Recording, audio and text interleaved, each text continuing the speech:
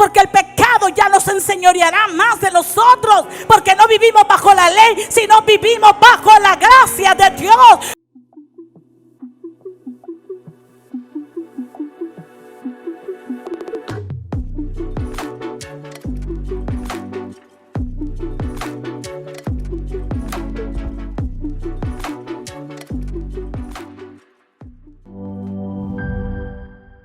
Juan capítulo 1, verso 11, 12, 13.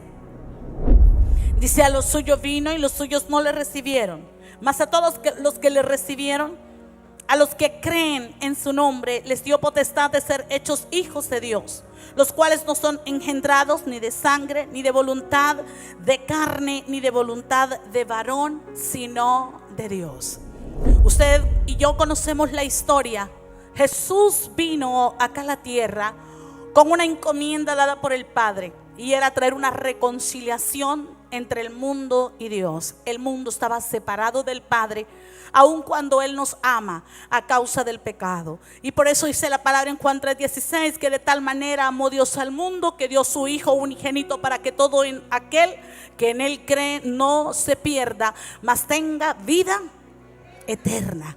Así es que Jesucristo vino precisamente a eso, a morir en la cruz, y a través de esa muerte hizo una obra de reconciliación. Reconcilió al mundo que estaba perdido y que estaba separado de Dios por su pecado, y lo reconcilió con el Padre.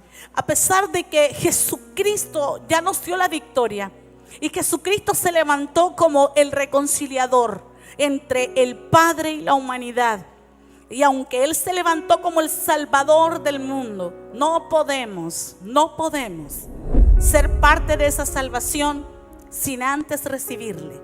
Y existen varios prejuicios acerca de ser hijos de Dios. Muchos manejan que todos los hombres creados aquí en la tierra, todos somos hijos de Dios. Y todo esto basado en Génesis 1:26, donde dice que Dios creó al hombre a su imagen y a su semejanza. Pero eso nos está hablando acerca de una creación. El hombre sin Jesucristo en su corazón solamente queda en la dimensión de criatura. Todos somos criaturas creados por Dios. Todos hemos sido creados por Dios. Pero la dimensión de ser llamados hijos de Dios tiene que requerir una acción.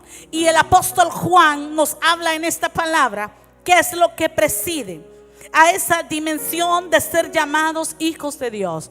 Él dice: aquel que le reciba. Aquel que reciba a Jesús, a este le es dada la potestad, a este le es dado el derecho de ser llamado hijo de Dios. ¿Y qué es recibir a Jesús? ¿Qué es recibirlo?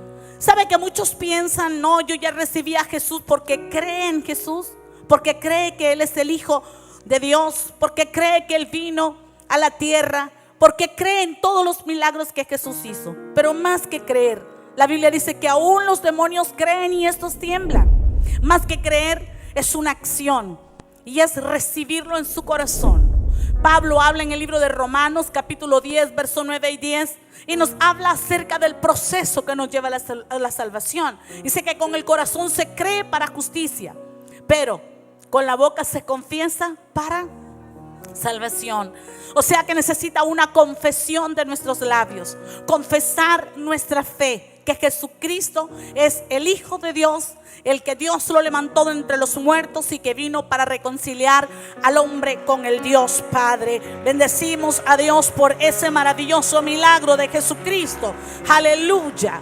Entonces, recibir a Jesús es creer en su nombre, en creer en lo que Él es, en creer que Él es el Cordero que quita el pecado del mundo, como dice Juan 1:29. Él es el Cordero que murió en la cruz y Él es el que quita el pecado del mundo. Eso es recibir a Jesús. Y luego de creer viene una acción: abrir nuestra boca, reconocerlo, confesar que Él es el Señor, que Él es el Salvador de nuestras vidas. Y una vez que nosotros hemos recibido a Jesús en nuestro corazón, entonces dice la Escritura que recibimos la potestad de ser llamados hijos de Dios. Esta palabra potestad quiere decir derecho, poder, deber.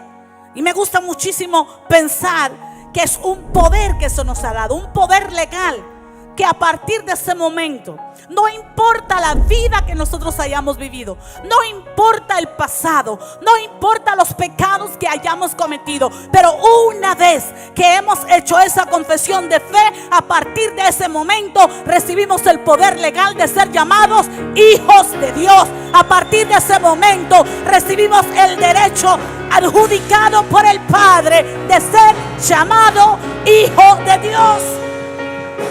Aleluya. Por eso cuando alguien venga a acusarte y cuando tú declares: yo ahora soy un hijo de Dios, ¿sabes qué es lo que va a hacer el enemigo? Te va a traer a memoria tu pecado, te va a traer a memoria tu pasado, va a hacer querer encarcelar tu alma en condenación y en culpa. Generalmente aquellos que nos conocieron: ay, ¿no te acuerdas?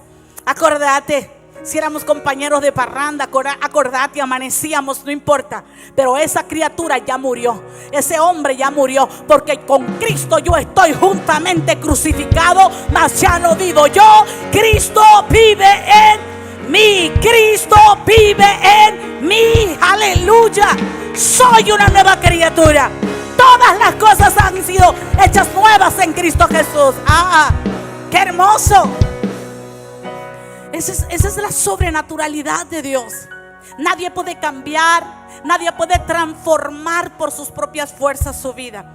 Sabe que hay mucha gente que lucha, que batalla por ser buenos, por dar frutos de justicia. Pero la Biblia dice que no es por obras, es por fe. Y esa fe es la que nos conecta a esa gracia de Dios. Es por la gracia de Dios que venimos a ser hijos, que venimos a ser salvos. Y una vez que hemos transicionado de ser criaturas a ser hijos de Dios, comienza todo un proceso en nuestras vidas.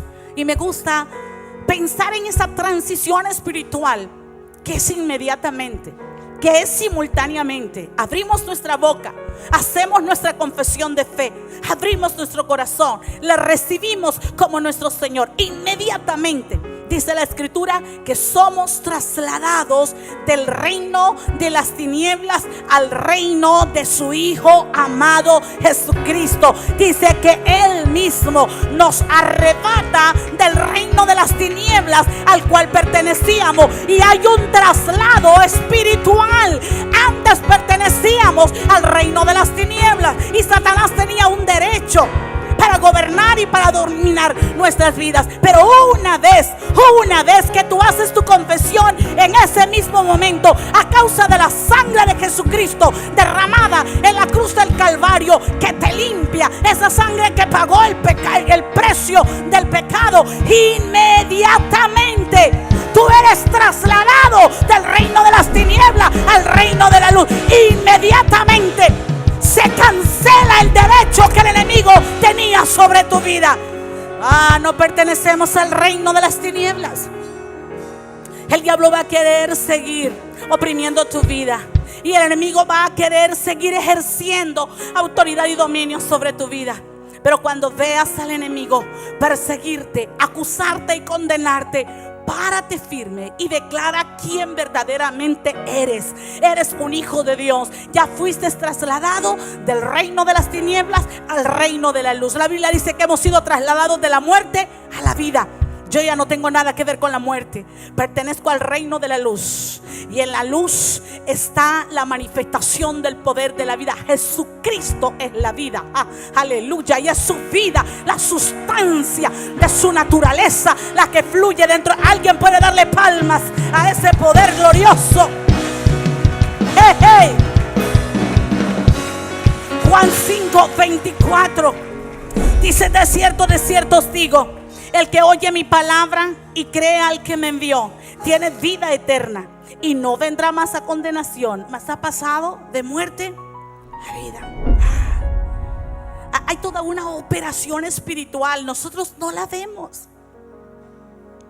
Si nosotros, mientras no hagamos esa confesión de fe, vamos a pertenecer al reino de las tinieblas, y él tenía el derecho.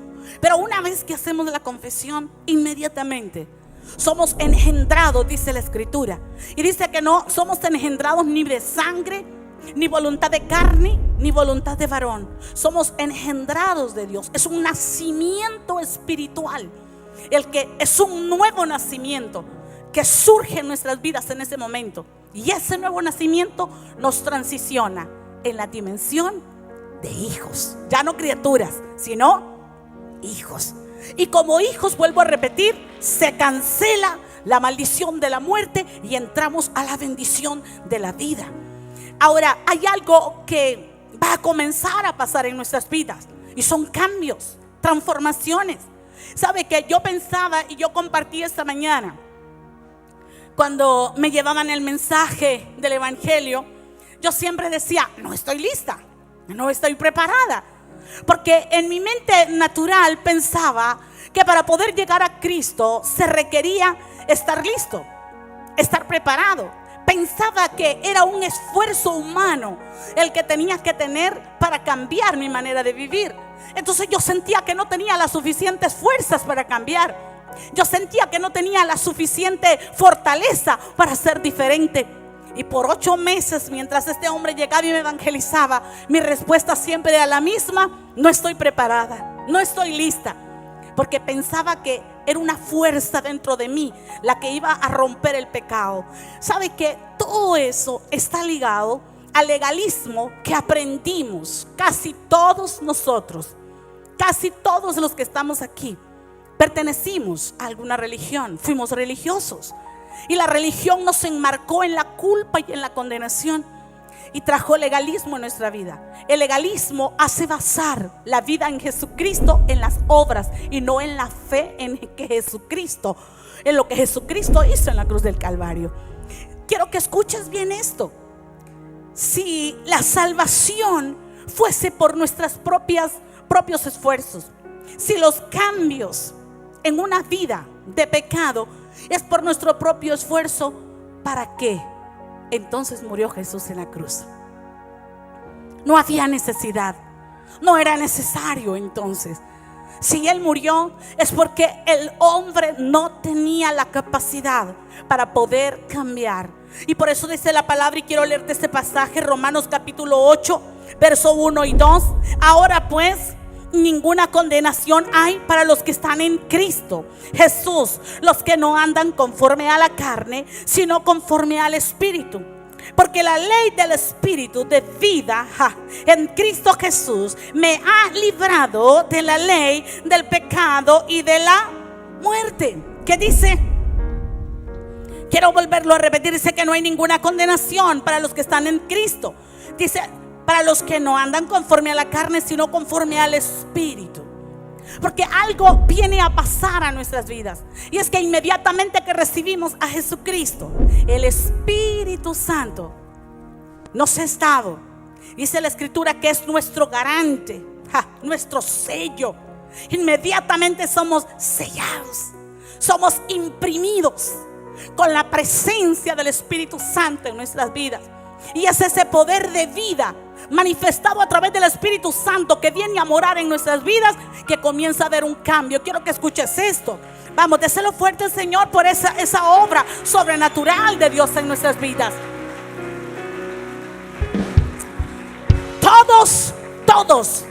Todos nacimos marcados con la ley del pecado y de la muerte. Fue la transferencia espiritual que recibimos a través del pecado de Adán. Dice que allí entró la muerte y entró el pecado. Antes de que Adán pecara, no existía la palabra muerte. Lo que había era vida. Pero una vez que Adán peca, entonces entra el dominio de la muerte. Y dice la Escritura que por la transgresión de uno reinó la muerte. Pero también dice que por la muerte y la obediencia de uno comenzó a levantarse el poder de la vida. ¿A través de quién? A través de Jesucristo. Así es que es poderoso ver que aunque habíamos nacido con la ley del pecado y de la muerte impreso en nuestro interior, sabe usted y yo, desde que estábamos en el vientre de nuestra madre, desde que fuimos formados en el vientre de nuestra madre, ahí venían impresos, grabados en nuestros corazones los pecados y las iniquidades de nuestros antepasados. A usted no le pidieron permiso, ni a mí tampoco, para poder grabar en nuestros corazones las iniquidades y los pecados que se habían repetido de generación en generación, y que en cada generación se iban degradando más y más y más. De eso está hablando Pablo, hablando de la ley del pecado y de la muerte que estaba transferido en nuestro interior. Al niño nadie le enseña a pecar, es que la naturaleza ya la trae dentro. Usted se queda sorprendido, a veces los niños desde pequeños comienzan a mostrar y a manifestar sus iniquidades y sus pecados. Nadie puede vencer esa ley del pecado y de la muerte por sus propios esfuerzos. Podemos salir de algunos vicios que se hacen por esfuerzo humano, pero hay acciones que son propias del pecado que reina en el corazón de los hombres, que nadie lo puede arrancar, nadie lo puede quitar. Solamente el poder de Jesucristo puede limpiarlo. Solamente el poder de Jesucristo puede erradicarlo del corazón. ¿Cuántos de nosotros creíamos que éramos buenos? Y cuando se nos llevaba el mensaje del evangelio, ¿cuáles eran nuestras respuestas? Yo no tengo problemas con nadie, yo no tengo enemigos. El que me pide le doy. Aún el que me aborrece, si necesita yo le doy. No tengo problemas con nadie, no le debo nada a nadie, porque creíamos que éramos buenos y éramos justos.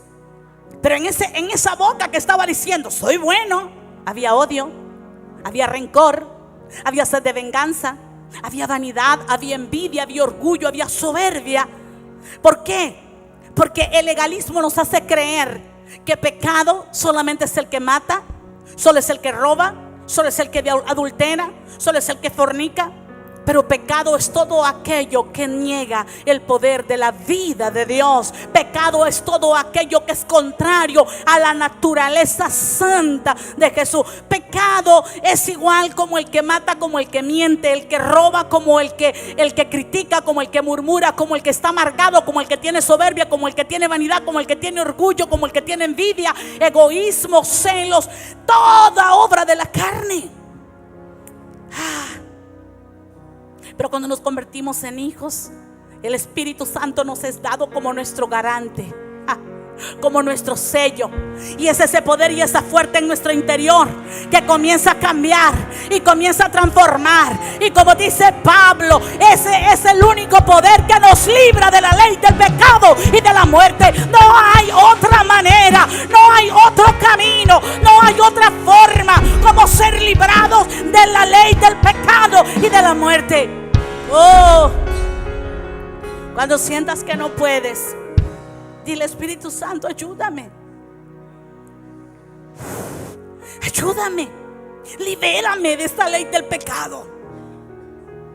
Para eso nos ha sido dado. Él es nuestro ayudador, Él es nuestro consolador, Él es el que nos guía a toda verdad y a toda justicia. ¿Ve usted la diferencia entre una criatura y un hijo? La diferencia es que el hijo empieza a tener la presencia del Espíritu Santo, y el Espíritu Santo comienza a guiarlo, y el Espíritu Santo comienza a moldearlo, y el Espíritu Santo comienza a hacer morir la ley del pecado y de la muerte, de tal manera que comienzas a aborrecer aquellas cosas que a ti te gustaban. De repente comienzas a sentir que ya no quieres ir a los lugares que antes te gustaban ir.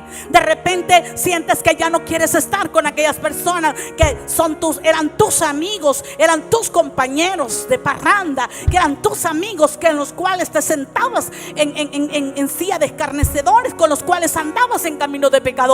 Comienza a haber un cambio, no porque te lo obligan, no porque te lo exigen, es porque cambia el deseo. Hay un anhelo de cambiar, hay un anhelo de hacer las cosas diferentes, hay un anhelo de vivir para Dios, hay un anhelo de ser transformado, de ser cambiado. No es con mi fuerza, dilo conmigo: no es con fuerza, no es con fuerza, no es con ejército, mas es con su Santo Espíritu.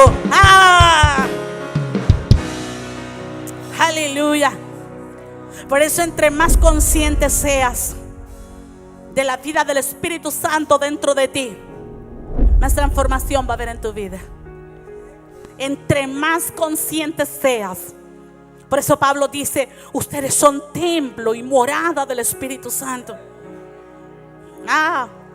Antes de que seamos hijos, el Espíritu Santo hará operaciones sobre nosotros, porque la palabra misma lo dice. Jesús les dijo a sus discípulos y les dijo: no, el Espíritu Santo vendrá para convencer al mundo de pecado, de justicia y de juicio. ¿Cómo es esa operación que hace el Espíritu Santo? Es cuando esa vocecita que habla y que nos muestra que no estamos bien. Pero eso es una operación sobre mi vida. Sobre. Pero cuando me convierto en hijo, ya no solo está sobre mí, está dentro de mí. Aleluya, Él vive dentro de mí. Me convierto en morada de Él. Me convierto en templo de Él. Él es el que guía mi vida. Él es el que dirige mis pasos. Él es la fuerza redentora que me cambia, que me santifica y que me transforma. Hay una diferencia. Por eso es que antes de llegar a convertirnos en hijos, ¿cuántas veces abríamos los ojos y teníamos convicción de pecado? Y había una convicción de que andábamos mal. Pero solamente lo pensábamos por un momento y seguíamos adelante. ¿Por qué? Porque era una presencia sobre.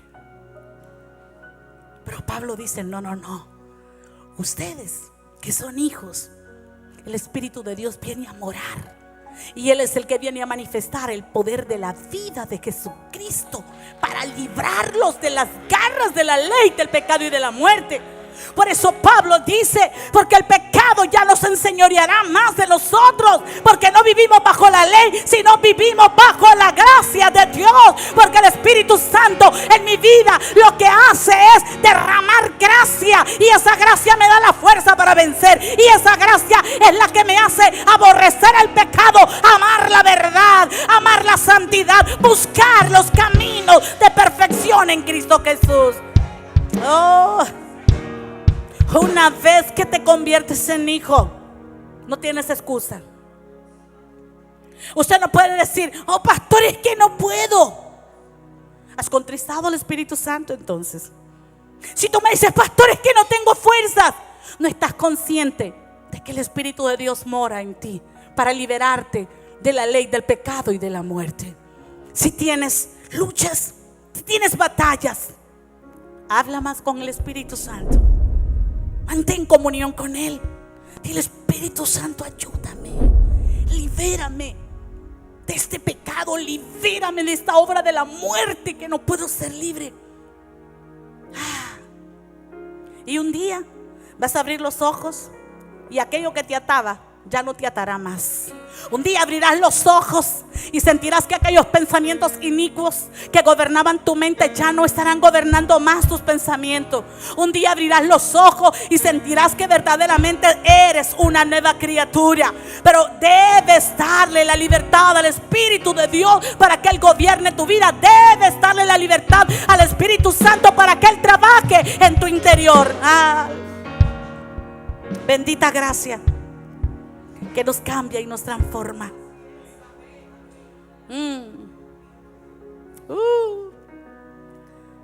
Si no fuera así, en vano fuese la muerte de Jesús. Nadie puede ser santo y buscar el camino de la perfección por sus propias fuerzas. Nadie. Requerimos de la vida de Jesús.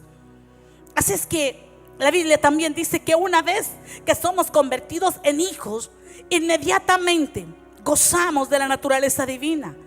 Pero también hay un llamado y dice: sed santos, búsquense a santificarse en Dios.